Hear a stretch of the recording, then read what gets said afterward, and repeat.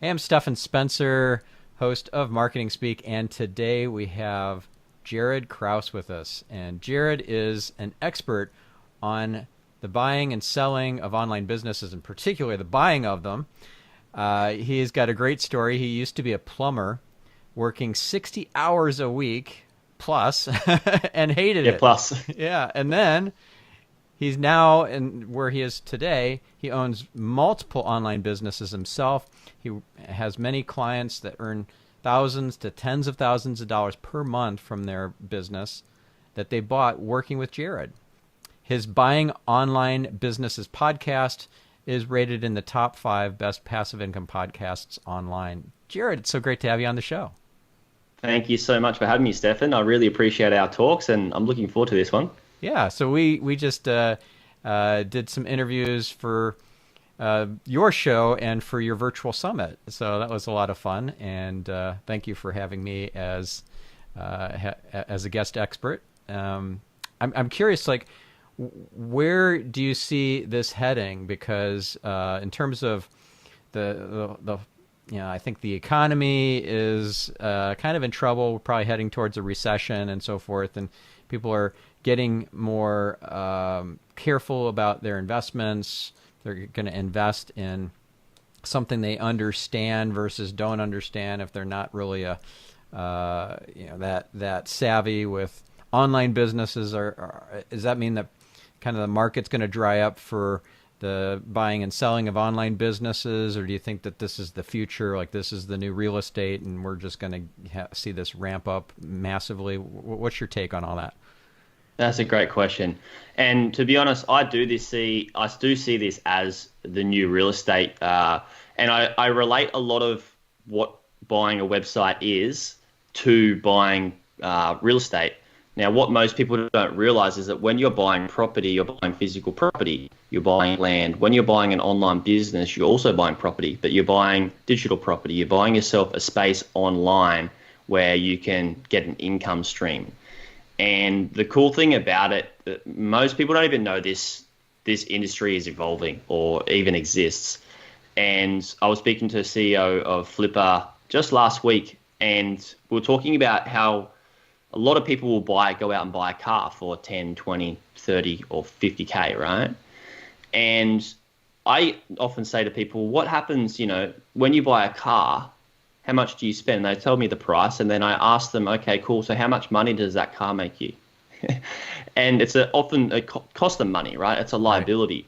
And so I also tell them, like, look, for the same price as a car, you could buy a website business. And the entry to get your foot in the door is a lot easier compared to buying physical property. So the way I see this is the multiples are only rising for online businesses at the moment. And it really is a seller's market. So if you have a website and you want to sell it, there's an abundance of people who want to buy them. And that's why I see this still growing. And I do hear, and I do see, and I keep my finger on the pulse with the big R recession word. And it's been drawn out for a long time. I know Robert Kiyosaki, I've actually got his book, The Second Chance. He wrote that, I think, back in 2016 when I read it. And it's just been drawn out. And I also held back from buying businesses in that year. And then I thought, oh, maybe I'll buy another one. And so I did. And I'm glad I did because I've got my full 100% return on my investment back from that. And it's still growing. And if a recession happens, then I'm okay with that. It just makes the entry point even cheaper for me Yeah. and for everybody else. Yeah. Well, speaking of Robert Kiyosaki, the book he's most famous for is Rich Dad Poor Dad, and in that book, which I loved, he Me too. describes or defines an asset as something that puts money in your pocket every month, and a liability is something that takes money out of your pocket every month. So that house that you live in and you're paying a mortgage on is a liability because it's taking money out of your pocket every month. If you have a house that is a rental property, you rent out, you're the landlord, now that's an asset. And that's a very powerful distinction because a lot of this would apply to online properties as well. If you have a property that is taking money out of your pocket every month, that is a liability. It's just an online liability, right? So, oh, I've got this website, and it's not really it's just kind of a showpiece for me, my services, and my speaking and all that. Well, if that's not actually generating any income for you, that is a liability. So you need to turn that into an income source and make it an asset then. Yeah, it's such a good point. And I think it's scary because I've grown up with same as what the American dream is over here in Australia. Is the Australian dream is, grow up, buy a house, get a car, get everything, sorted, but it's all on credit. And there's one thing to have good debt and one thing to have bad debt. And Robert Kiyosaki talks about this a lot as well. And when you buy a house, or buy something with debt or, finance, normally you'd want that to bring in more income than what the finance repayments are. But when you buy something like a house, it's a liability, and it ends up being not the best type of debt, really. So it's a great point. Yeah. But then there's this concept of OPM, other people's money. So if I can buy 5, properties, real estate or online properties that are mostly other people's money, but I have a stake in it, that might be worth a lot more to me in the long term than me just using all of my funds, taking all my liquid assets and making them illiquid, buying that property and not using any debt or other people's money. Yeah, and the cool thing about using other people's money is that if you control that asset and it's making an income, they just give you some money and it's completely passive for them, where they get a return, which is really cool. And that's where, I'm sort of heading in this space as well, is going down and setting up those types of investments and helping people fund sites and stuff like that. Because it's an exciting thing. It's an ever growing industry now, and some big things to come from it. So I'm pretty excited for it. Yeah. Well, there's a niche in this space that's occupied by companies like Income Store, which is actually a client of mine, that they make it a lot easier for the investor or the potential website owner to buy a website and operate it, because they don't have to be an expert in everything from SEO to e-commerce to analytics and email marketing and social media marketing and all, like pay-per-click, all of it, right? So they manage all that, but then they take half of the income every month, and they take half of the sale price once it sells. So you as the site partner own the property, but you have essentially like a management firm.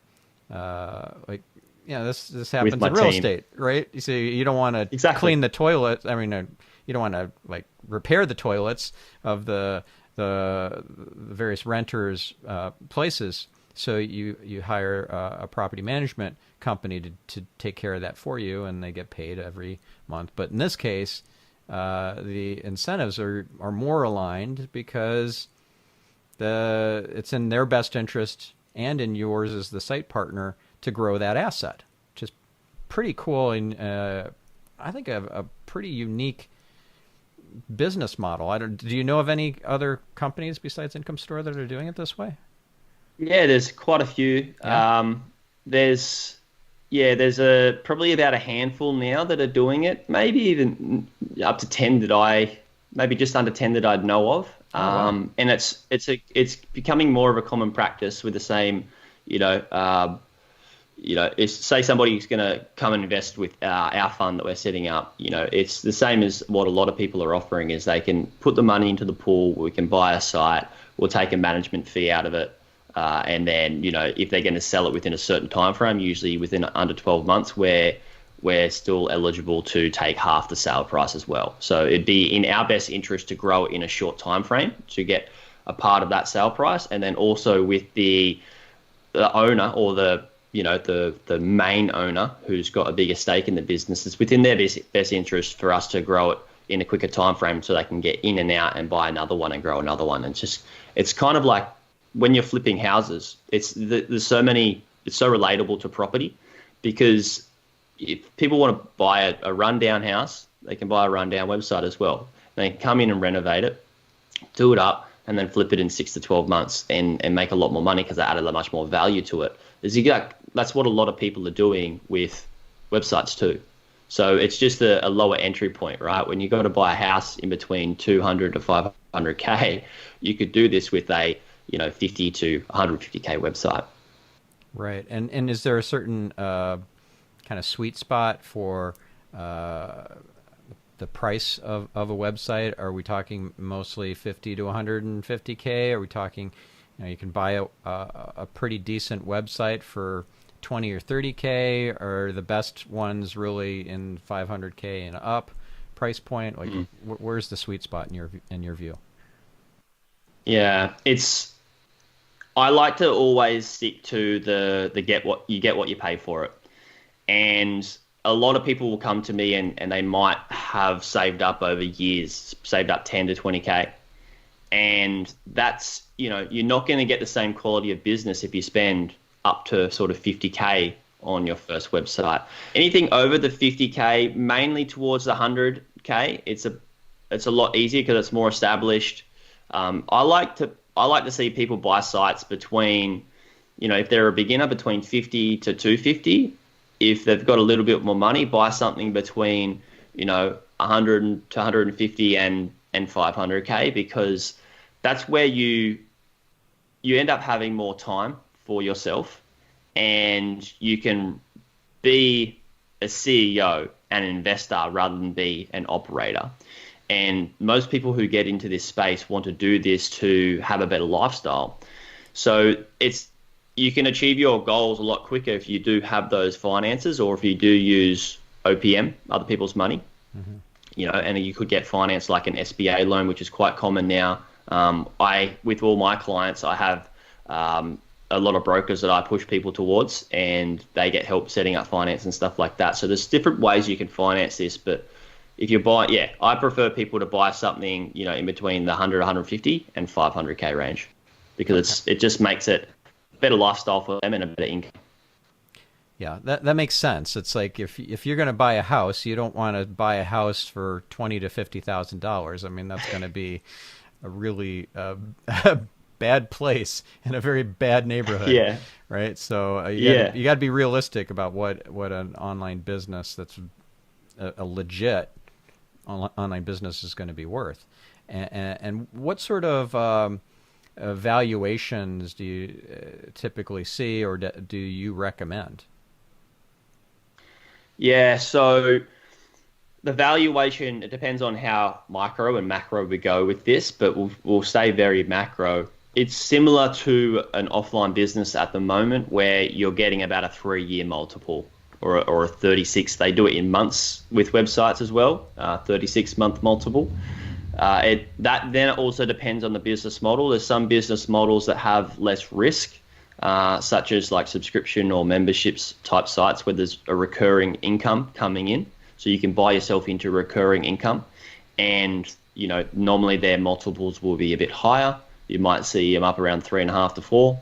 But other sites that may be really heavy reliant on something like a lot of ad spend, the multiples may be a bit lower. So I've had clients that have bought sites with a 10-month multiple, so less than a 1-year multiple. And then I've had clients that have bought them, around the 3-month multiple. So it does vary, but normally it used to be 25 to 30% return on investment per year. Now it's up around the 3-year multiple. So you're seeing about a 30, it's still roughly 25 to 30%. It was actually more percentage before. It was like 30 to 40. It depends on, like, the industry is growing in a way where it's a seller's market, so they can sell their businesses for a lot more and achieve a higher multiple for it because there's so many buyers. So at the moment, you'd see roughly a 25 to 30% return on your investment per year, which is, when you look at real estate and you look at stocks, I mean, the investment is quite, the return is quite large compared, and a lot of people don't know this exists. So when they go and see website brokers, and they can actually see, how much the website costs, how much, they're making in revenue and income, what their expenses are, and they can also see what work is required and how many hours are required to run that business as well. So they can get a full scope of the business quite quickly just by looking at each listing. Like when somebody lists a property for sale, it's the same as listing a website for sale. You can list it on a website broker, just like a real estate broker. So yeah, that information is all there for everybody to go see. Interesting. Okay, so would you recommend that somebody only go through a broker to buy a website, or can they find opportunities on their own? Look, you can find opportunities on your own. It is a lot harder. There are places like marketplaces like Flipper and Exchange Marketplace. You can come to these sites and buy sites directly from the seller, although there's a broker definitely plays a good role. When you buy straight from a seller, normally they haven't sold a site before, so they don't know what sort of information they need to give you, and they can be fumbling around, and it can be hard to extract that information, and it can be harder for you to do due diligence. And then it also causes a bit of, it causes some people to be a bit anxious about, hey, if this person hasn't sold a business before and they don't know what they're actually doing, like when they're selling it, how do I have confidence in them knowing how to run their business as well?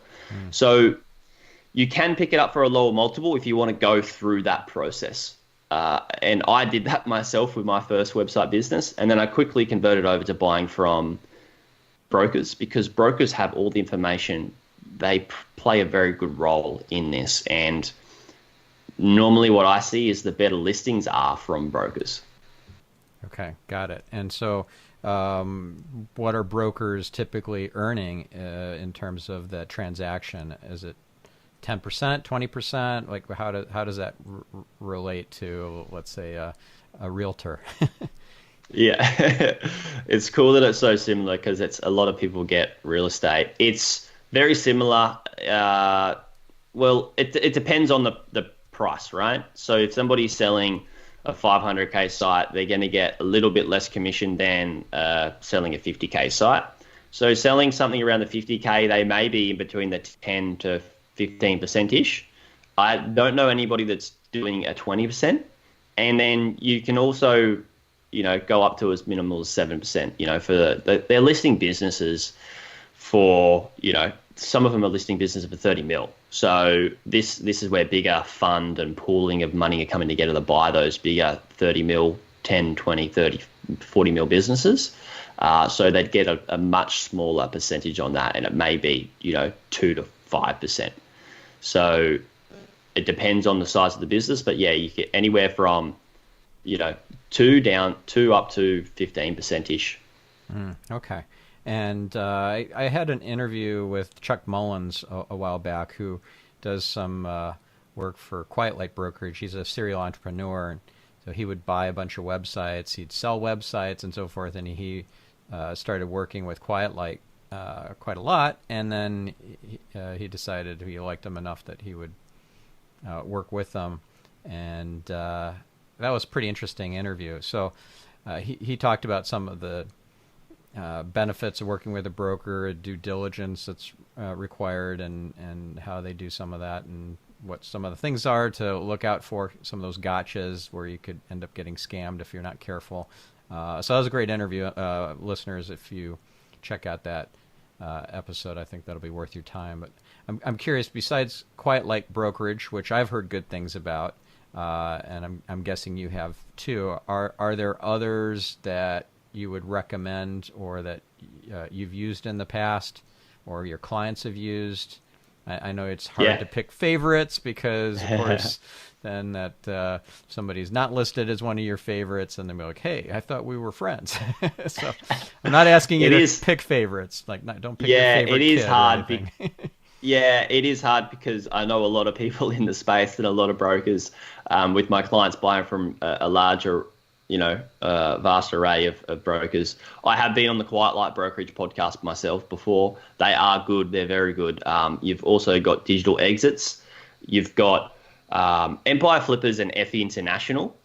They're two of the go-to brokers that we normally buy from. So I've just had a client who's finished up with it was about a 500K listing with FE International. And in the last month, we bought through Empire Flippers. So I bought through Empire, and those are the two go-to brokers. We also definitely look at Digital Exits and Quiet Light, and some different brokers have different different price range of or price bracket of sites. So you may have some that are just selling sites from 1 million to 20 million. And for the person who's just getting in, it's not a viable option for them straight away. And then, so I've even got some people that are buying from Flipper and Exchange Marketplace because they're able to buy those sites that are, between 10 to 40K. And they know what's involved. They know it's going to be a little bit more work for them, but that's where they're prepared to get into and start really pulling up the sleeves. And it does help to get into that style of operator to at least learn about the online space, to then become a better CEO when you do buy bigger listings. But they would be my kind of go-to brokers and marketplaces that people can go and check out, and they can just jump on Google, find them. And even if they Google website brokers, there's going to be a bunch that will pop up, and it's really cool to see the listing price, how much they're making per month and how much it's costing per month, and work out, okay, how long would it take me to make my 100% return on investment back? And then the wheel starts ticking, and then you go, oh, wow, it's maybe something I need to get into. Mm-hmm. What have you heard about or experienced with Latonas? Latonas, I've looked at a lot of sites through them. Some of my clients, have looked at a lot of sites through them. I've never gone and bought through them. But yeah, we've never proceeded just because it hasn't, we haven't seen the business investments viable for each investor. Yeah.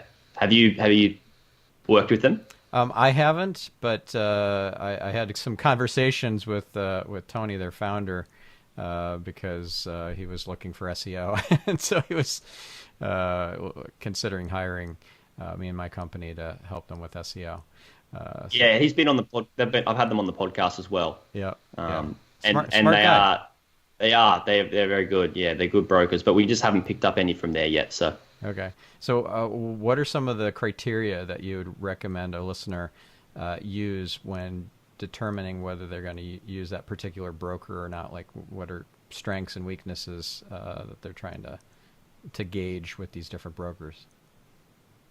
That's a good question. I would suggest, like, I'm big on building relationships with people, because it's not about like, I'm going to buy one business. It's, if you're going to do this, you can do this for the long term. And the more people that you can become friends with, and not like a robot become friends, but like actually be a good human being about it, then the easier it is for you to go through and buy businesses. So a big criteria for me when you're looking through brokers is how easy is it for you to contact them and build a relationship with them, and either stay in contact.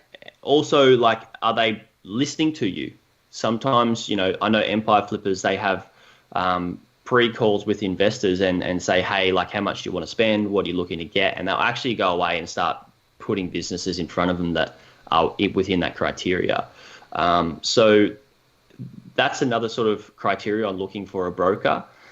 And then, how much are they on the broker side? I mean, on the seller side, as opposed to the buyer's side. If they're very in the middle, it's very good, and there's so many. My biggest thing would be building relationships, and how easily do they help you. Yeah. The price range wouldn't really be a big thing for me, because, give and take, when you're buying a 150K site, give and take a couple of $1,000 isn't a big thing. I'd rather have a better relationship with the broker and be more confident than trying to skimp out on a couple of grand. Yeah, and also have them be more aligned with your interests too, if they're more balanced in that regard. Just like if you're working with a realtor and they really want to unload this property that's they're representing the seller, and it's just not moving, and oh, we got a live one here. Let's unload this property on you, and then yeah, that could be bad, having the online equivalent of that. Yeah, especially for me, like I'm pretty energetic when I see a good investment. I try my hardest to just be non-emotional about it. And it's the same when somebody who's a brand new to buying a website, is I teach them how to become a very attractive buyer. and how to be a savage buyer, and not a savage, a savvy, not a savage.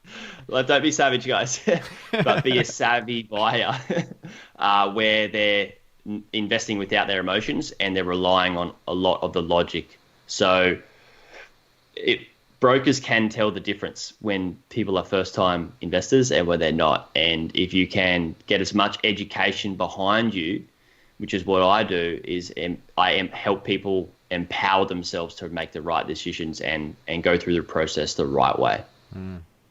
Yep, that's good. So don't be savage. Don't be savage. Okay, so how many sites do you have in your portfolio currently? Yeah, so I've got 3 in my portfolio at the moment, and we're looking at expanding in the new year, which is exciting. So I'm starting to look at some listings in the new year and building this fund. Right. So what does that look like? Like you're getting OPM, other people's money, and you're looking to acquire like a bunch of different websites or just a few more? Like what does this fund look like? Yeah, so you've got when you start, it depends on how big you want your fund to be. You can buy a platform business, and a platform business could be a lesser price than other businesses that you may bolt onto the business as well. So you can buy a platform business and add on or bolt on businesses, what they call them, which help grow that website. It'll be either in the same niche or it'll be similar, and it can help grow that platform business as well as the bolt-on business. So at the moment, we'll be looking for something that can be a platform with the addition to bolt-on. We're not going to go super fast with it. We want to make sure we ensure that we're doing the best we can with our team and growing and not splitting our focus too much, but focusing on the first one that we buy and ensure that our investors get a really good return. Like, we'd rather work with that and that be the most important goal than just building something ridiculous, because if you tarnish those relationships with the investors, that can cause a massive ripple effect. And some people their ego can blind them from like, hey, I want to be really big, really quick and be seen as this, type of fund or whatever. That's not important. The people are important.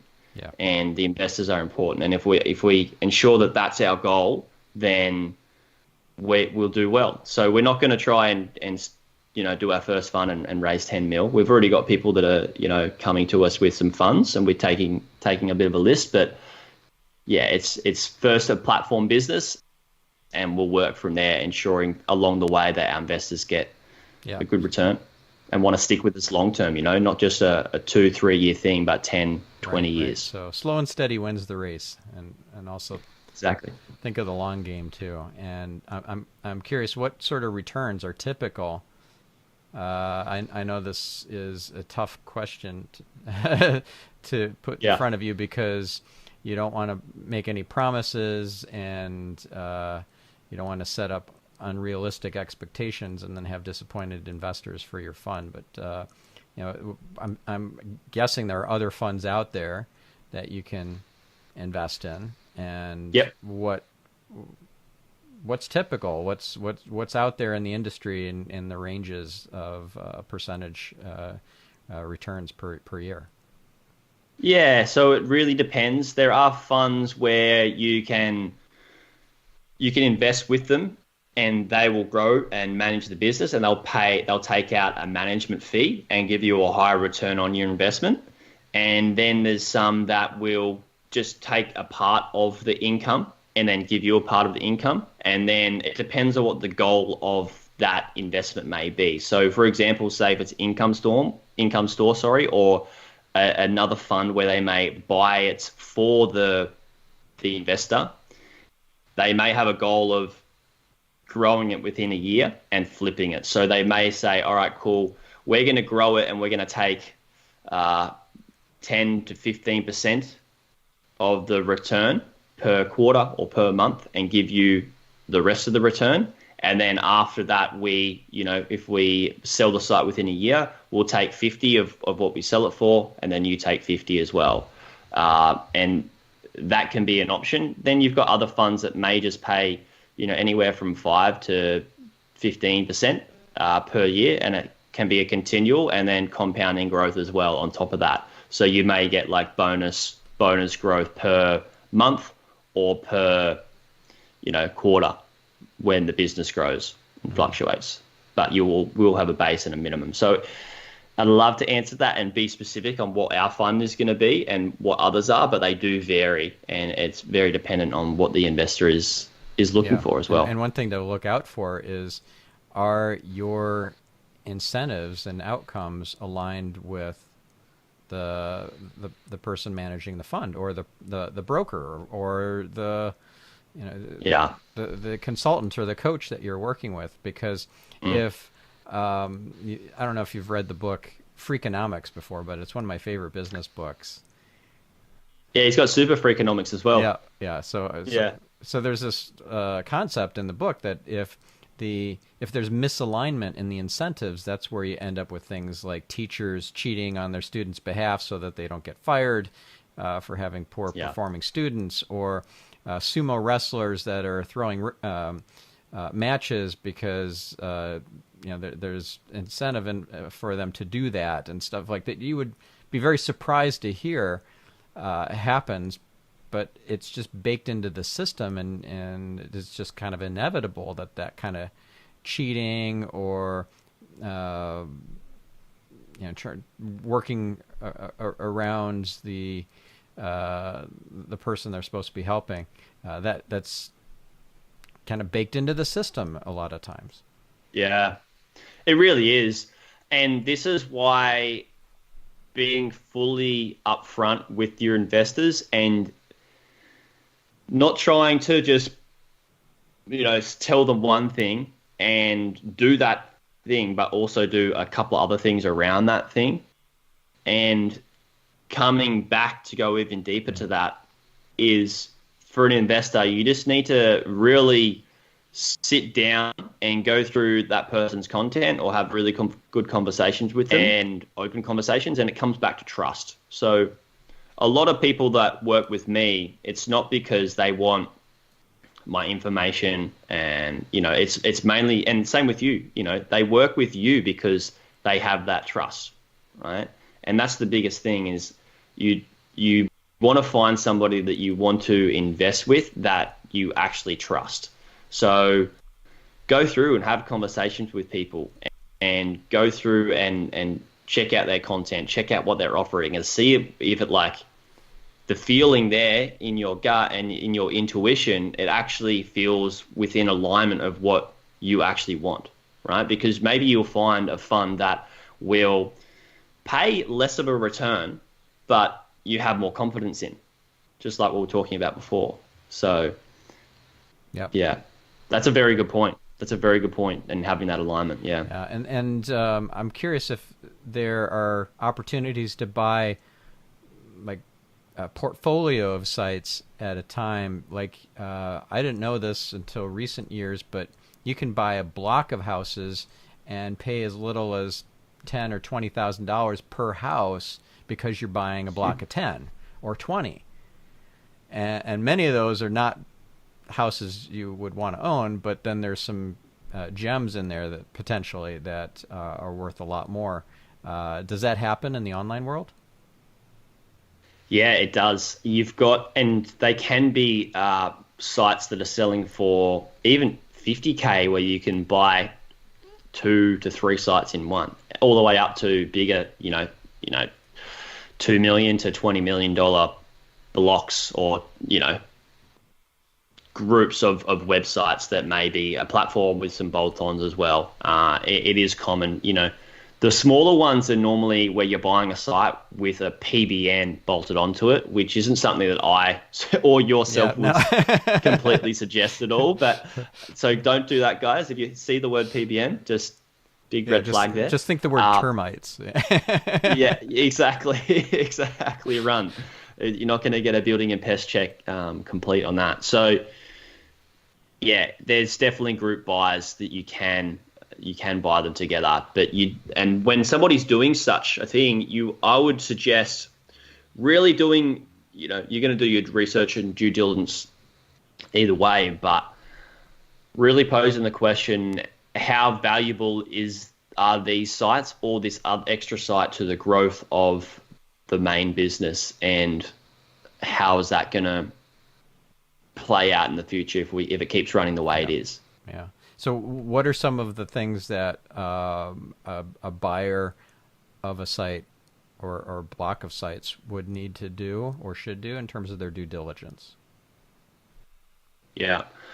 So there's a few main ones. You've got traffic. You want to check your traffic and all of your SEO. So I try to keep traffic a bit separate from SEO. You want to make sure the traffic's trending up or down, sideways, and which way and why. You want to know the demographic. So definitely traffic, and then you got SEO, and that can be on-page SEO, off-page SEO. And then you've got financials. You want to check the financials. You want to make sure that the income's actually coming in and it's the right income that they say is coming in. So cross-reference everything from the profit and loss statement to a screen share. You can get viewers access of their business's merchant account or their Shopify account. And then also marketing. Checking out their marketing is a big part of the due diligence for sure. And my favorite part of due diligence, and what I find is the most important, is one thing that people just don't get right, and it's the seller call. And the seller call is when you get to get on the phone and you have a bunch of questions ready for the seller, and you just learn so much more about the business in that one call, that may be a half an hour to an hour call, than most of what you may have learned in the data that you've been given for the due diligence in the prospectus. So they would be the main things to cover throughout your due diligence. And do you have a cheat sheet of the best questions to ask during that seller call? Of course you do. Yeah, right? I do. I've got cheat sheets for all the different types of business models. It's a part of what my community gets, but I've also got a framework. So I've got a due diligence framework, which for beginners they can get for free if they want. You can just head to my site, and it tells you each part of the due diligence and what questions you need to ask about the business, not specific to the seller, but ask about what they need to know to ensure that they can get the right information throughout their due diligence. Gotcha. And so you mentioned your community. What do your community members get on a ongoing basis, or what sort of one-off kind of resources are they going to definitely want to get, like that checklist of questions and things like that? Yeah, so if people jump into the community, what they get is they get obviously the community, which is a network of people that are buying, growing and selling sites, 5, 6, 7-figure income earners in there. We've got a good caliber of people. Like they say, your network is your net worth. So they get the community, and then you've also got the course and the content. So I've created a course on, it's kind of a 0 to hero course on how to buy a website. And you get all that data information, then trainings from me and other experts and stuff like that. The biggest draw card is the support, right? People aren't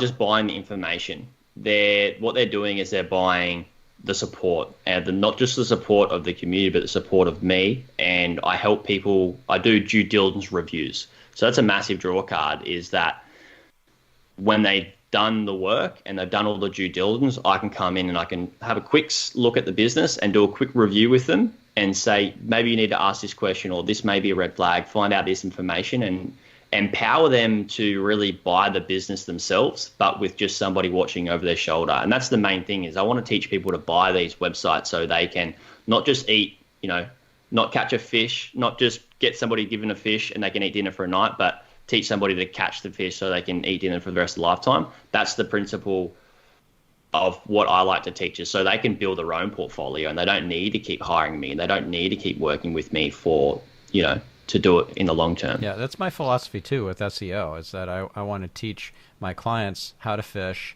so that they can pull up a site and know what to look for. Like, all right, let's take a look at robots.txt file. Let's look at the XML sitemaps. Let's look at the different reports in Ahrefs and SEMrush and SimilarWeb and all that sort of stuff. Let's kind of diagnose and reverse engineer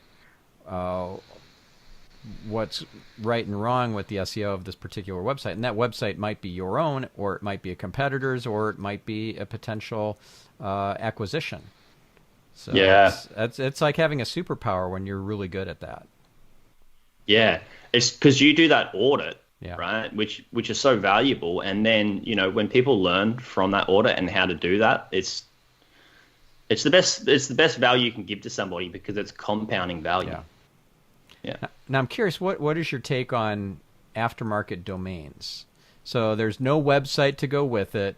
It could have been some really sketchy website before. It may have never been a website, just a parking page, or just the website doesn't even resolve, and you're buying the domain. Mm. There are tons of websites out there where you could look at aftermarket domains like Afternic and Cedo and HugeDomains.com and BuyDomains.com and so forth. Mm. And sometimes I'll help my clients buy an aftermarket domain because it's a really good potential brand name for them. But there's nothing that comes with it in terms of content, or the link equity is probably going to get reset to 0 when you buy it because Google's going to know. It's really hard to fool Google into thinking that the site hasn't changed ownership. It probably doesn't even have any link equity anyways because it was most likely a parking page for all those years. So, tell me what your take is on aftermarket domains. Wow, such a good question. We had this question come up in the group a couple of weeks ago, and somebody was looking at a site that was built on an expired domain, and they had a lot of links going to the site still, and I was very confused. Like you said, it should be refreshed, and the links weren't relevant, so they weren't relevant links, which, as if Google sees this and they haven't rectified it, it's going to cause bad, not the greatest SEO for the website, right? And so it wasn't, I posed the question, I didn't just tell them what to do, right? It's not what I do, is I don't just go, hey, you should do this or don't buy it. I asked them the questions to empower themselves to really understand this is the right thing to do. So I asked, what work do you need to do to get rid of those links and to rebuild this back up to ground zero and build from there. And there was a lot of work required in doing that. And so the next question was, how much would that cost? And adding that onto the investment that you're already going to pay, is it worthwhile doing that for the potential return that you're going to make? And so the answer was no. So in this case, it wasn't the best investment to buy something that had been built on with an expired domain. Now, I'd be much more confident with your help if you were helping myself or my client buy an expired domain, because you'd have a far better audit than myself, because you've been in this space for a lot longer in the SEO on auditing that actual expired domain. So yes, you can buy bad existing domains that aren't going to be too beneficial, and then you can also buy good ones. What's your take on it? Yeah, so well, I think it's important to distinguish an expired domain from an aftermarket domain that hasn't expired, right? So yes. If someone lets a domain expire, that's a signal that Google's going to pick up on, because they know that a lot of PBNs are built up on, or private blog networks are built up on expired domains, and the hope is that the spammer, the black hat person, is going to be able to reap some rewards from that expired domain, from all the link equity that was acquired over time. And of course, it's Google's desire to reset that page rank to a 0 so that they get no benefit from that. That's a very different situation, because you're almost like playing in a bad neighborhood there with going after expired domains.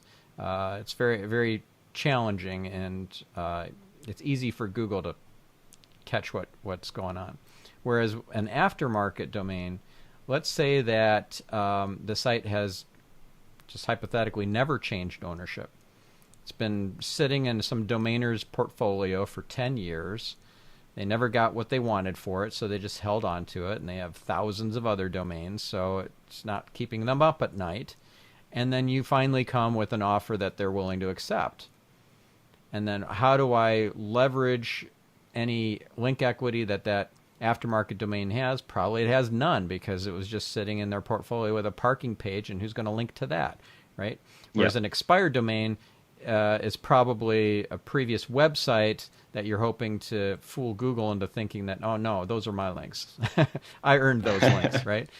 So an aftermarket domain where you're kind of changing your brand name or you're developing a brand, and everything good is already taken, especially with .coms. Everything good is taken, so you're going to have to pony up at least $1,000, several $1,000s to get anything halfway decent. I mean, occasionally you'll find something good for a lesser price point. Like I did buy, for example, scienceofseo.com for like $600. Cool. That's a great buy. Yeah. And it did have an existing site on it, but nothing that I wanted to keep. So I didn't care about trying to retain any link equity to that previous site, because it wasn't that much. And I just, it was, I had other plans for it. And then, so if you think about which scenario you're dealing with and what your end game is, that's going to inform your decision-making process. That's my view on it. Yeah, I think, and that's great to distinguish the two difference, aftermarket and expired, because expired is just, you can see it's quite easily a kind of a no-go zone. But the aftermarket, if one of my clients was going to go away and buy an aftermarket domain, I would be asking the question, how link worthy would that domain be? Is it something that is aligned, like we're talking about line before? Is that something that is aligned with the core ethics, values, and morals of the business? And is it going to be the best domain to showcase what those ethics, morals, and values are that are going to create it a more link-worthy domain? Yeah. And I actually interviewed a domainer who focuses on expired domains, surprisingly, but to build legitimate sites on them. So he's poring over expired domain lists on a daily basis. It's just kind of a part of his morning routine. Kind of like how some people read the newspaper. He's reading expired domain lists and stuff. And he's picked up some good ones. A couple of his online businesses now are like VidaliaOnions.com, I think, is a site he owns. He picked up, I believe, as an expired domain. DudeRanch.com or DudeRanches.com, one or the other. I forget which one is his as well. Cool. And he built up like a bedandbreakfast.com, but for dude ranches. At that site. So, he's got a pretty cool story. If you want to check out that episode, listeners, it's Peter Askew. So I'm now wanting to go into the area of, let's say that you want to find a diamond in the rough. The site owner has some sort of challenge that they're facing at the moment. The best kind of real estate property, for example, that you could buy is one where you're buying it from a don't wanter, right? So that's a term from Robert Allen, from Bob Allen, who is also on this podcast. Awesome. Yeah, I have all the cool people on. You do. I've seen it. So he talks about don't wanters as like they don't want to have that property anymore. Like they can't afford it anymore, or they've outgrown it, or they've downsized and empty nest or whatever. There's some reason why they don't want it. I guess the property itself is called the don't wanter, right? So you're looking for these don't wanters, which are the properties that there's a reason why it's got to come off their books. Right, or it's got to come. You just get off of their asset sheet. So if you think of the online equivalent to that, there must be millions of websites where they're going through a health challenge or a death in the family, or maybe they got laid off, or some financial issue. They got an immediate need for money for whatever reason. Something happened, and they need to unload the property, but they don't know where to turn. They don't know about brokers. They don't know the first thing about this whole industry. And you just happen to be the first one to knock on the door. And one technique that I learned about from a real estate person, it wasn't Bob, but somebody else, who said that he calls up folks that are listing places for rent in the newspapers. And if the place or on online sites, and then if the place keeps showing up week after week, that's a good sign that it could be a don't wanter, because they can't fill that place with another renter, and that's probably pretty stressful. And so they're relieved to get a call like, "Oh my God, you want to rent my place? That's awesome." No, actually, no, sorry, I don't want to rent it, but would you be willing? Cash. Would you be willing to sell it? And that might catch them off guard, but you'd be surprised. Some people will entertain that. So if you can be the only person they're talking to, because they haven't started thinking about using a broker or a real estate agent or whatever, that's a great opportunity, right? It's a massive opportunity. It's something I definitely teach my clients as well, is that you can go for off-market opportunities, and there's specific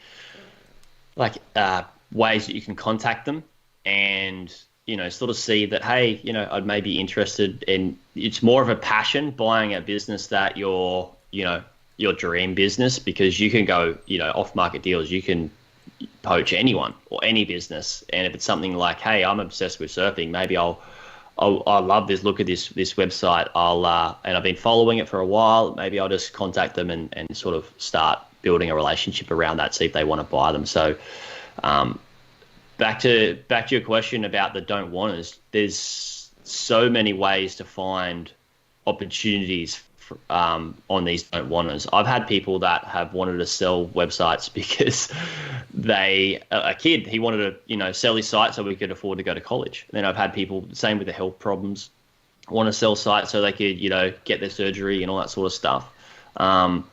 Now, that's when you buy a site like that, you're actually doing that person a service. No matter what that need is, you're actually helping them get what they want, which is important too. Right. So you're actually filling in this gap here. And then when you do take it over, those things that you can do, or the opportunities that you can see, for me, is I'm an opportunist, is I certainly see a plethora of things, right? So for me, it's working out what should I push away and not distract myself with, and what should I focus on mostly.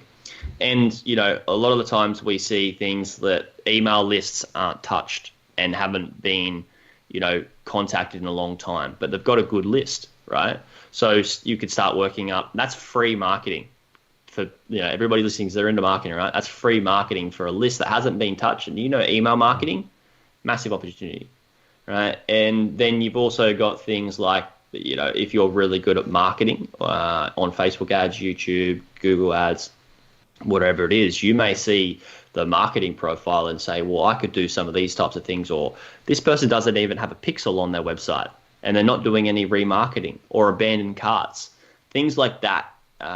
Same with SEO, Stephan. When you come in and you look at a site and you're like, whoa, all I'd need to do is a link detox and a little bit of this sort of stuff and, a few tweaks, and I could, that's a massive growth opportunity. So I actually, in my community, is sometimes I'll go through and I'll look at websites that are listed for sale, and I'll do a screen share, and I'll just share like 20 things on each site that I could do to improve it and grow it.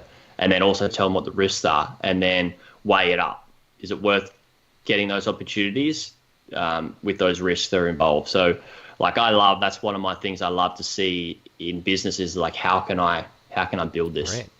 Yeah, like if you look at a content site and you think, wow, this is in a topic area that I'm really passionate about. I think that this website owner is in that kind of situation where they have a don't wanter, they need to move on, and there's so much opportunity to grow the traffic or to monetize. Maybe they aren't monetizing at all. There's not even Google AdSense on the site, or they're not using Mediavine or AdThrive, or they don't have any affiliate links on the site. And you say, wow, this is a great content site that I could just slide in all these monetization opportunities and start making immediate cash from it, and they're probably making nothing off of it, so I could maybe get it for a good, very good price. Because what's the multiple of zero, right? Yeah, exactly. I mean, you basically be picking up a shell and putting some monetization strategies into it, and that's a good flip it strategy. Is you could pick it up. Who knows? You may be able to pick up a shell for like $5,000, and it could be less. I wouldn't go too low, because then there would be more, red flags or problems that could be involved with it. But you could pick something up for $5,000, put some, good affiliate articles in, and throw up some AdSense that isn't a hindrance to the viewer.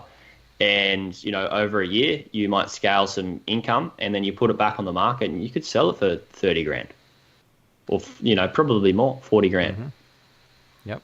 Or you buy a content site that's a bigger one that is somebody's kind of main focus. Maybe it's $50,000, and then you grow it to $400,000 because they haven't done a very good job with monetization or SEO or what have you. Yeah. Yeah, and this is a big thing with the people that don't want us as well, is they may get their website to a certain level of growth that they can achieve because they've only grown themselves a certain level, and they may hit a wall of resistance in personal growth or business growth. And a lot of people do that. We've always faced with these little obstacles. Like my favorite book is The Obstacle is a Way. And some people may not want to push through that threshold. And so with that, people go, oh, I give up, I don't want it, put it up for sale. And then there's somebody that comes along, such as yourself or myself, or, either of our clients, that go, well, this is an opportunity. And they have already been past that wall that person hasn't broken yet, and they can just take advantage of that opportunity. Yeah. Do you have any kind of special tools, or did you build anything internal, like any kind of algorithm or whatever that will help you find these don't wanters or these diamonds in the rough? I don't have any specific software built. No, I do have little, I guess you could call them SOPs. So little processes that people can do. The first is really setting up. I help people find out what their goals and guidelines are, right? So it's really important for people to understand what they really want, because I bought businesses before where I'm like, well, this isn't really something that's going to help me achieve the goals that I want, or it's not within my guidelines. And I just got overwhelmed by, this is making all this awesome money. I want to be there and earn that. So I really take people back to ground zero and say, like, what are your goals and guidelines? It's going to be, you got to have financial goals and you got to have lifestyle goals, and then create some guidelines. So you have like 5 to 6 guidelines of what the website would be. And then you can go out and find these ones that are the don't wanters that are aligned with that. And then I have a little sort of a Excel process sheet where people can rate the business from 1 to 10 according to things like, do you need finance for it? Are you happy with the business? Is the business model that you want? All these different little things that can allow it to be scored from a 0 to a 10. And then if it gets higher than like a 7, then they can proceed in doing a deeper dive into due diligence. So it's not a piece of software, but there's a few tools that I have sort of built out that people can use. Very cool. And so how does somebody join your community and take your courses and maybe even get to work with you one-on-one? Yeah, sure. The first thing is people like to see is, check out my podcast, so they can really listen to me a bit more of is this Jaryd guy trustworthy or not? listen to me and see if I'm the person that can actually help you. And then, just go to my website, buyingonlinebusiness.com and /community. And then you can check out what is in the community and how it all works. And I speak to all my guys when do due diligence reviews and all that sort of stuff. And yeah, we have a good time. Cool.